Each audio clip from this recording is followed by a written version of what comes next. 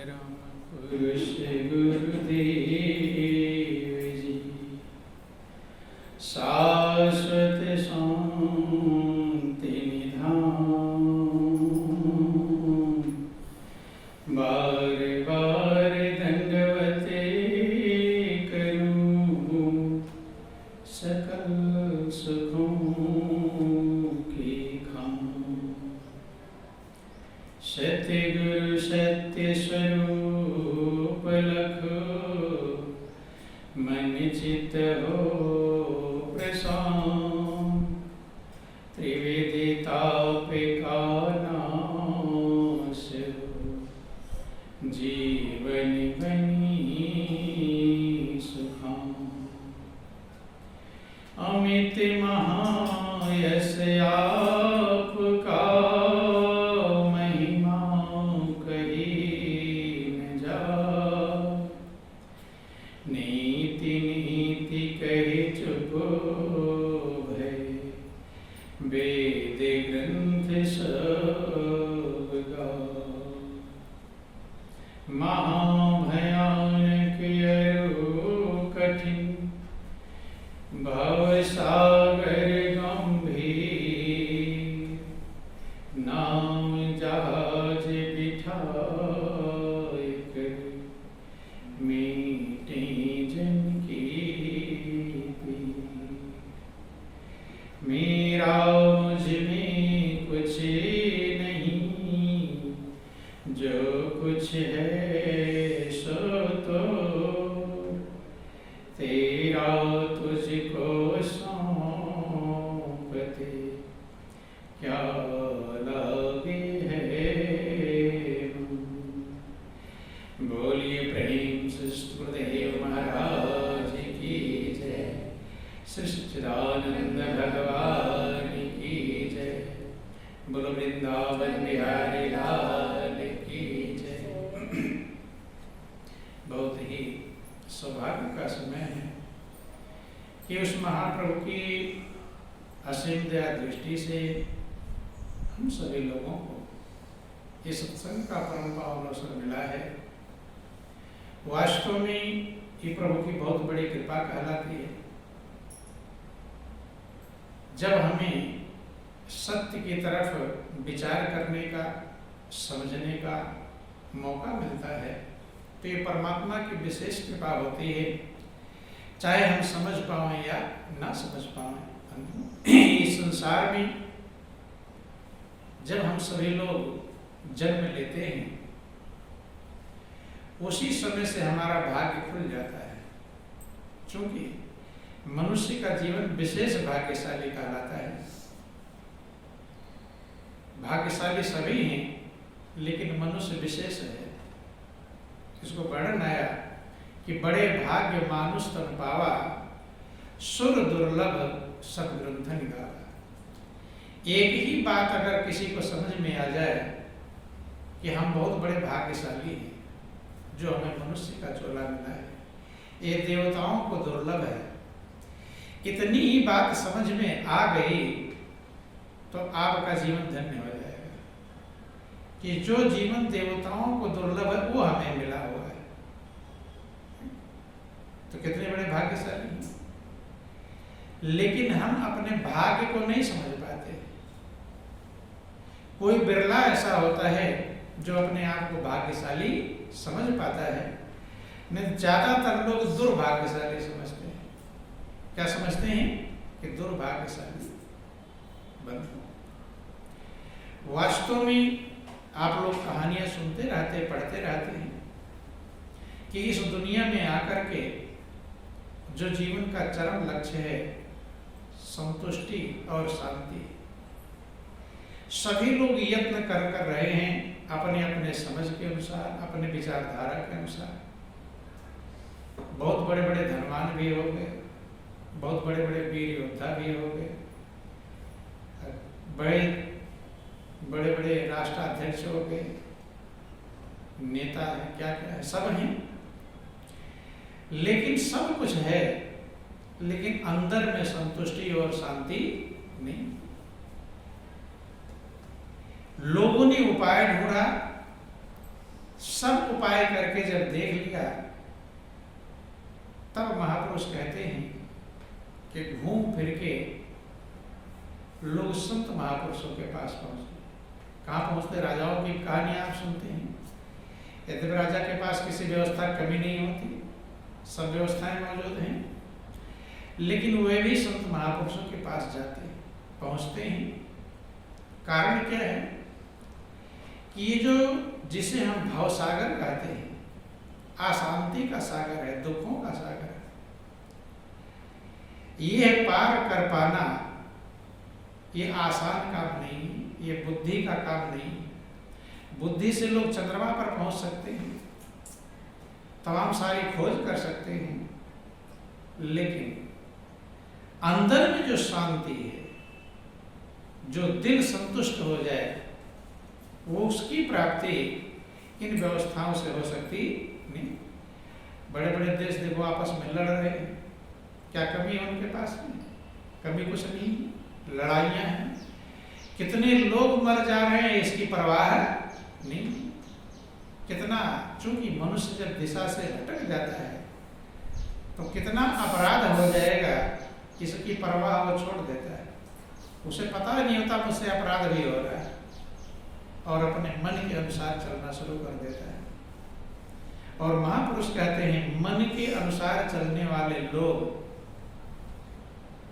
धोखा ही खाते हैं। क्या खाते हैं? धोखा। कि मन मतंग माने नहीं जब तक खता न खाए। मन मतवाला हो जाता है, धोखे पर धोखा देता रहता है, और जीव उसी को हितैषी समझता है। क्या समझता है? हितैषी। उसी मन को अपने होशियार समझता है, मन को चालाक समझता है, मन को, चाहे एक बात गौर कर लेना, आप सबको प्रैक्टिकल समझ में आया होगा कि आपके मन ने कितनी बार आपको दुखी किया होगा, किया है कि नहीं? आपने खुद को अपने द्वारा उल्टा कर्म कर लिए, उल्टी बाणी बोल दी, उल्टा व्यवहार कर लिए, तो आप दुखी हुए कि नहीं? ये कराया किसने? ये आपके मन ने कराया। लेकिन मन को चालाक समझना आप छोड़ते नहीं। कभी आप सोचे मेरा मन चालाक नहीं? कितनी बार गड्ढे में गिराया है, दुख दिया है, लेकिन हम अपने मन को होशियार ही समझते हैं, चालाक ही समझते हैं, बुद्धिमान समझते हैं। महापुरुष कहते हैं कि यही जो मन की व्यवस्था है, और सब कुछ करने वाला मन ही है।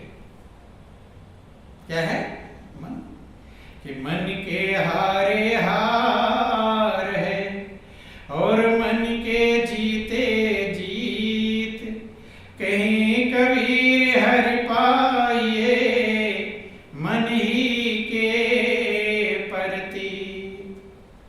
मन के हारे हार है, और मन के जीते जीत। लोगों ने सब कुछ जीत लिया। देखो, मनुष्य जितने जीव हैं सबको जीत लेता है, सब पर कब्जा कर लेता है। शेर, हाथी, भालू, ऊंट, गधे, घोड़े, खच्चर, जीत ही लिया उन पर। जब कब्जा कर लिया, सब पर कब्जा कर लिया है। ऐसे ऐसे राजा हुए, तमाम सारे राजाओं पर, राज्यों पर कब्जा कर लिया, देशों पर कब्जा, एक देश दूसरे देश पर कब्जा कर लेते हैं, सब पर कब्जा कर लेते हैं, जीत लेते हैं। लेकिन जो जिसके द्वारा हार होगी और जीत होगी, वो मन है। क्या है? कि मन के हारे हार है, और मन के जीते जीत। उस पर कब्जा नहीं कर पाते। उस पर कब्जा करने के लिए लोग घूम फिर के गुरु के चरणों में गए। कहाँ गए?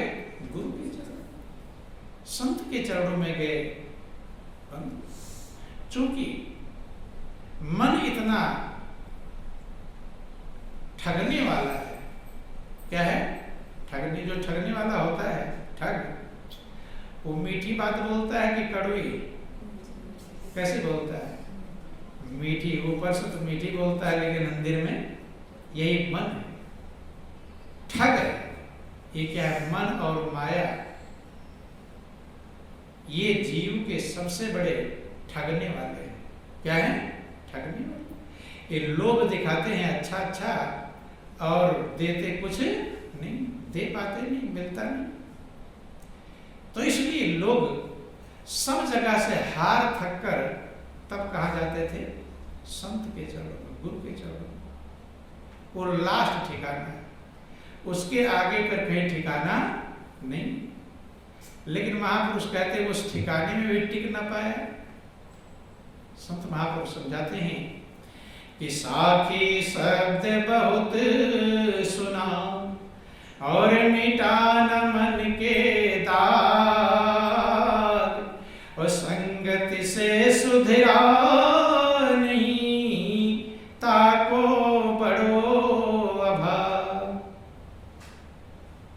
साखी का मतलब होता है भलाई, सखा।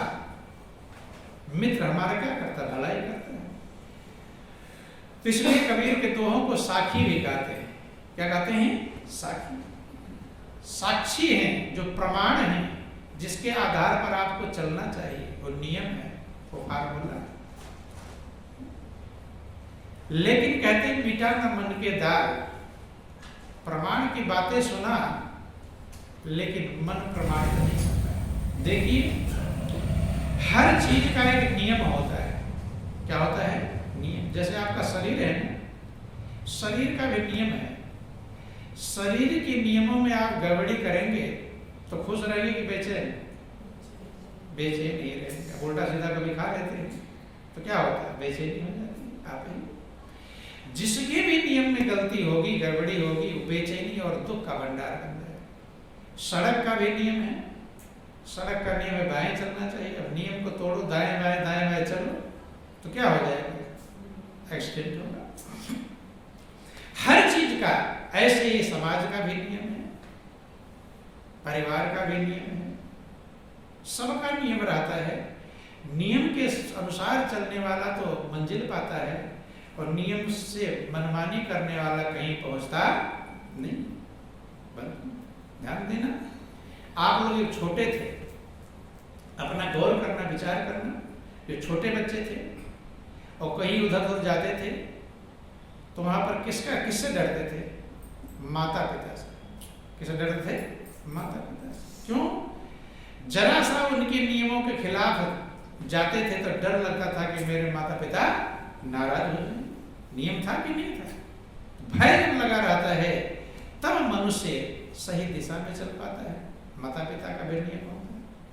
अब बड़े हो गए, समाज का भी नियम है। समाज के नियमों का भी आपको भय रहता है, डर रहता है। डर रहता है कि नहीं? इसमें भी जो नियम तोड़ता है कोई जेल में चला जाता है, कोई कुछ होता है, कोई कुछ होता है। ऐसे ही जब हम गुरु दरबार में आते हैं, गुरु के चरणों में आते हैं, तो वहाँ के भी नियम होते हैं। नियम का मतलब होता है, जैसे छोटे बच्चे थे तब माता पिता के मान मर्यादा का आप ध्यान रखते थे, नहीं रखते थे? कि कहीं ऐसा हम काम ना कर दे जो हमारे माता पिता की इज्जत बेकार हो जाए, माता पिता को कोई कुछ कहने लगे, उनकी इच्छा के खिलाफ ना हो जाए। विचार करते थे नहीं? वही नियम है, वही आपको सही कर पाता है। ऐसे गुरु भक्त का भी नियम होता है। क्या होता है?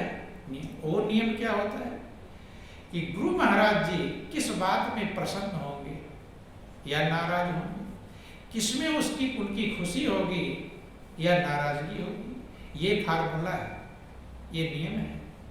और आप तमाम सारी बातें सुनते हैं इस बात को। भगवान राम जनकपुर गए हुए थे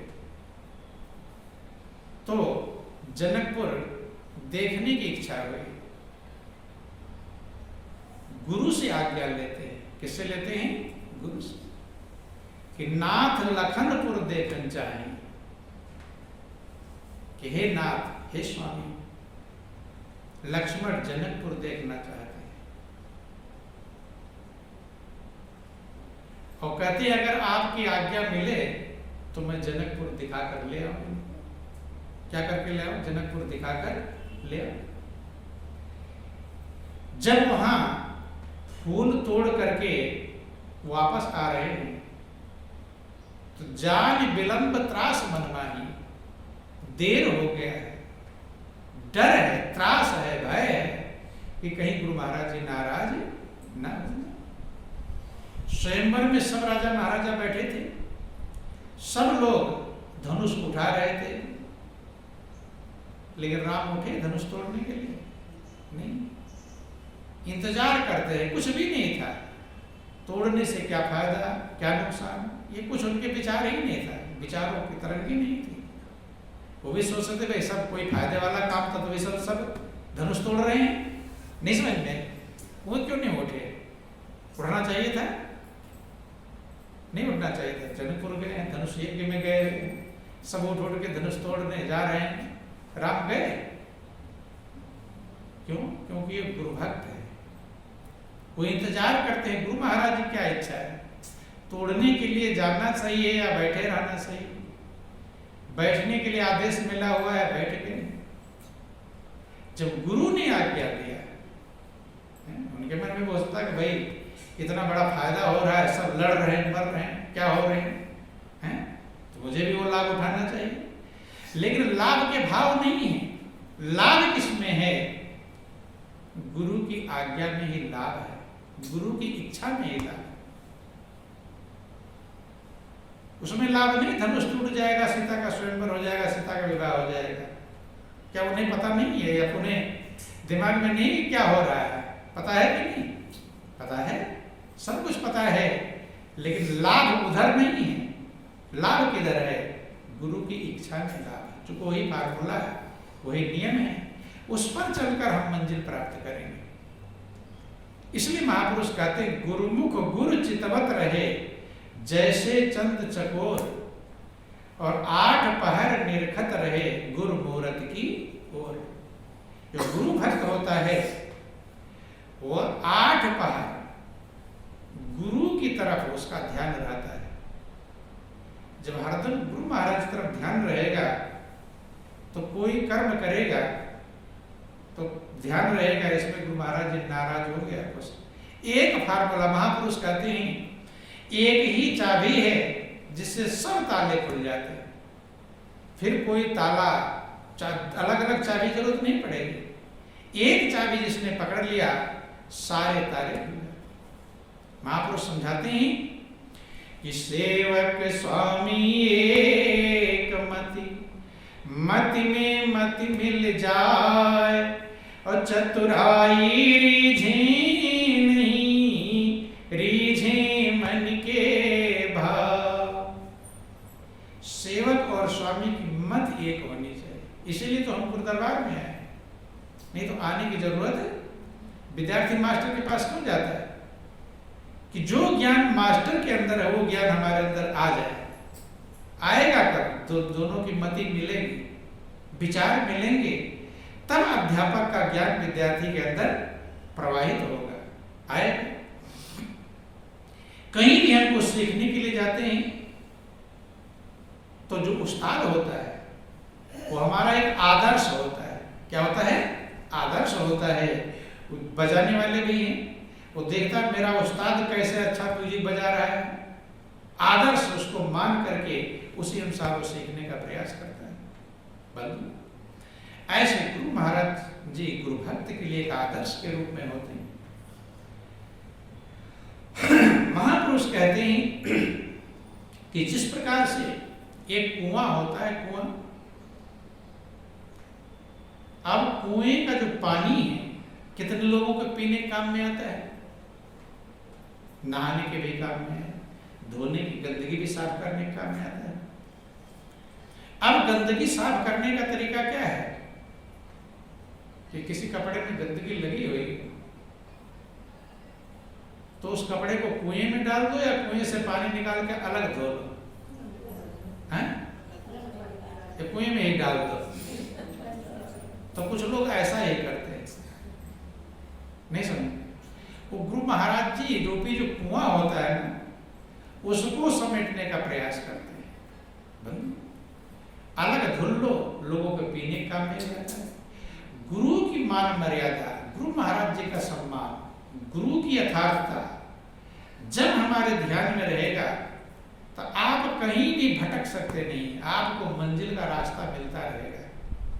और जैसे उनकी मान मर्यादा का ध्यान नहीं रहेगा, गायब हो जाएगा, तो हम दाएं बाएं उल्टा सीधा चलते रहेंगे, फिर कुछ भी करेंगे। इसलिए वो गुरु महाराज जी के कुएं को कोई फर्क नहीं पड़ता, चाहे उसमें से पानी पियो और चाहे उसमें गंदगी डालो, लेकिन उस कुएं का लाभ लेने वालों के ऊपर फर्क पड़ेगा। और कुआं उन्हीं के लिए है, इसलिए फर्क पड़ता है।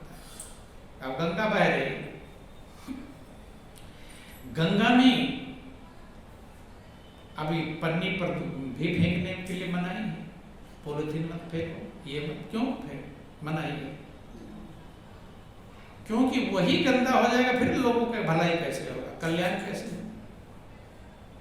गुरु महाराज जी की छवि को चमकाने के लिए देखो, जिस समय हम गुरु महाराज जी के शरण में जाते, महापुरुष कहते हैं कि सेवक भक्त ही गुरु का चेहरा होता है। क्या होता है? गुरु जो भक्त होता है वही गुरु का चेहरा होता है। भक्त जैसा है वैसे ही गुरु गिने जाते हैं, नहीं गिने जाते हैं?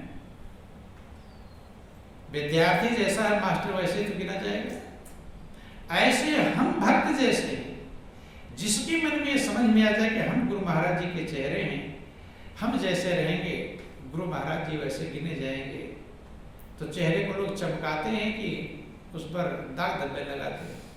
क्या करते हैं? चेहरे को लोग चमकाते हैं या दाग लाग कर लगाते हैं? ये अज्ञान का महापुरुष कहते हैं। लेकिन जिसके द्वारा दाग धब्बा लगाया जाए, उससे बढ़कर अज्ञानी और नादान दुनिया में कोई भी नहीं दाग धब्बे लगाते। तो इसलिए महापुरुष कहते हैं कि गुरु भक्त का अभिप्राय है, वो गुरु उसमें समाये हुए हैं। गुरु की महानता के लिए गुरु भक्त कहां कहां कष्ट उठा लिए। तमाम गुरु भक्तों की आप कहानियां सुनते रहते हैं, नहीं सुनते? क्यों सुनते हैं इस बात? तो गुरु भक्त हुए भगवान श्री कृष्ण। कैसे कैसे गुरु भक्त हुए? एक भक्त हुए धौम ऋषि के शिष्य थे अरुणी, उनके हृदय से हुए उपमन्यु। अरुणी को भेजा गया था, जाड़े का सीजन था, खेत में पानी लग रहा था, पानी बह ना जाए, अरुणी गया था, पानी लगा रहा था खेत। अब पानी की धार तेज थी, मेड़ पर मिट्टी रखे तो मिट्टी बह जाए, फिर रखे फिर बह जाए। लास्ट में क्या किया? नहीं रुक रहा है, वहीं सो गया, उस मेड़, खुद मेड़ बन गया। अब ठंड के समय में और पानी में सोया हुआ, कब तक सोएगा? हटेगा तो फिर पानी बहेगा। लेटा ही रहा, अकड़ गया शरीर। महापुरुष कहते हैं कि जब ढूंढते हुए गुरु महाराज जाते हैं, देखते हैं अरुणी मिलता है। तो गुरु भक्तों ने, और वही वास्तव में जीवन की कीमत समझ पाता है। अन्यथा जीवन भर हम मनमानी ही करते हैं। इसीलिए मनमुख और गुरुमुख दो शब्द है, एक है मनमुख और दूसरा है गुरुमुख। मन के अनुसार